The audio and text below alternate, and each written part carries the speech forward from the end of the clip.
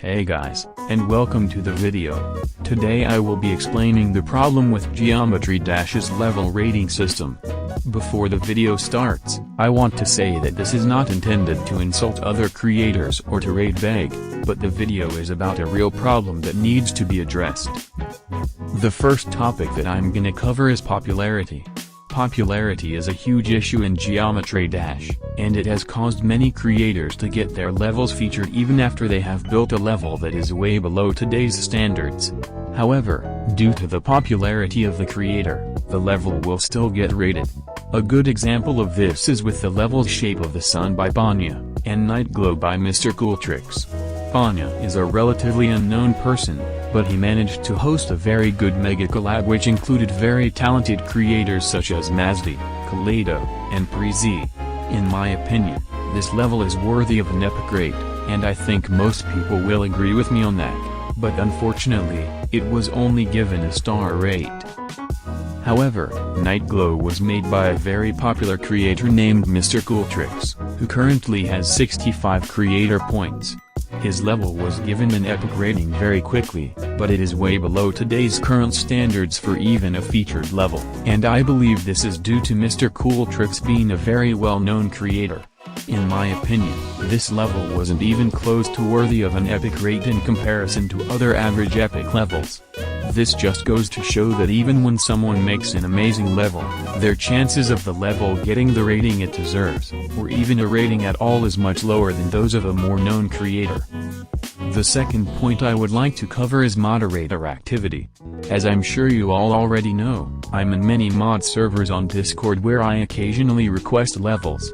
However, I've been able to classify them into two main categories, the ones that never have requests open and the ones that always have them open, but the requested levels are never checked.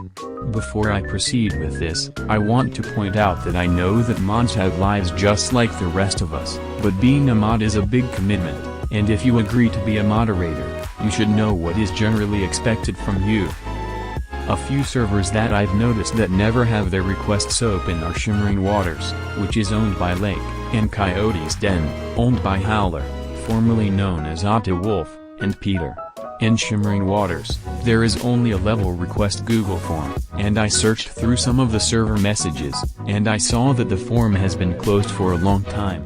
Similarly, in Coyote's Den, the level requests channel has been closed for over 3 months.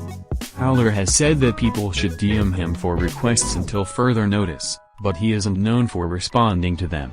I've DM'd him many times and he hasn't responded to me, which kind of made me give up on the idea of DM requesting to any mods. Now let's talk about the other type of request server, which are the ones that always keep their requests open, but they are rarely or never checked. Two servers like this are Polar World, owned by Whirl, and Rust Wizard Request, owned by RockWizard5. I've requested levels in these servers before, and none of my requests have ever been given a verdict, and I've also looked at older messages in the server, which were also never checked.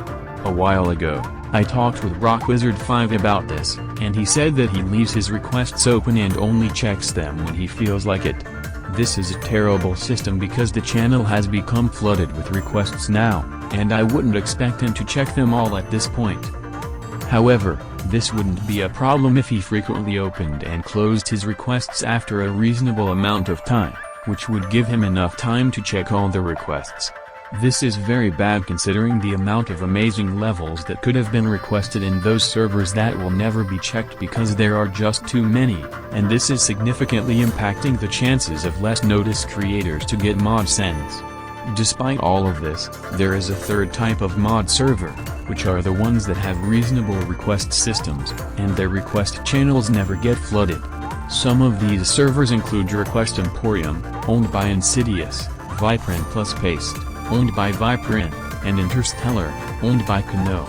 In Request Emporium, Insidious has a bot that opens the level request channel every day at about 8 PM, and allows 5 level requests to be submitted before the bot closes the channel again.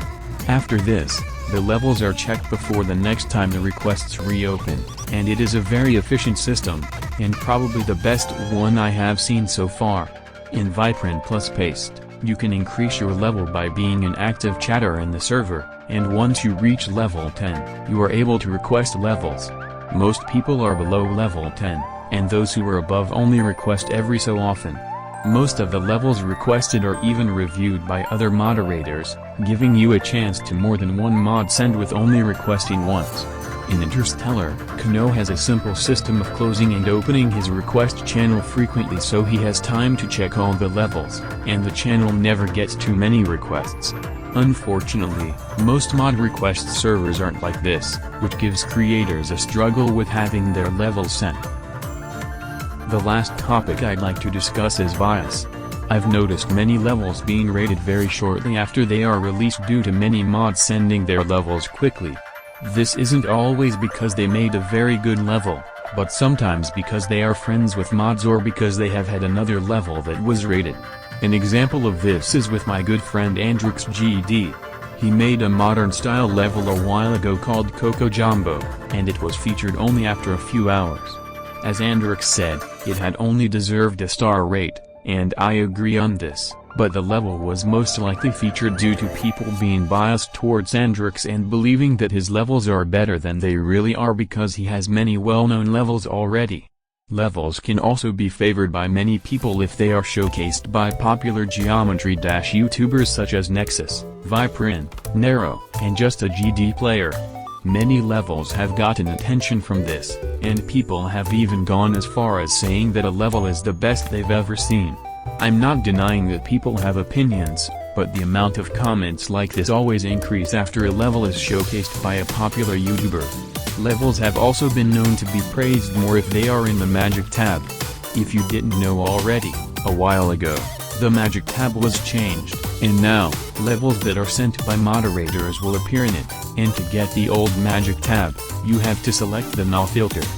Many people don't know about this change, and it has caused many levels to get less exposure than they used to, and people claiming that they aren't as good as others simply because they aren't in the Magic tab. In conclusion, I won't shame any mods or creators for some bad decisions that they made, but I will say that the level rating system and the community overall need some major changes to be put in place so that we can help create a more equal and fair geometry dash.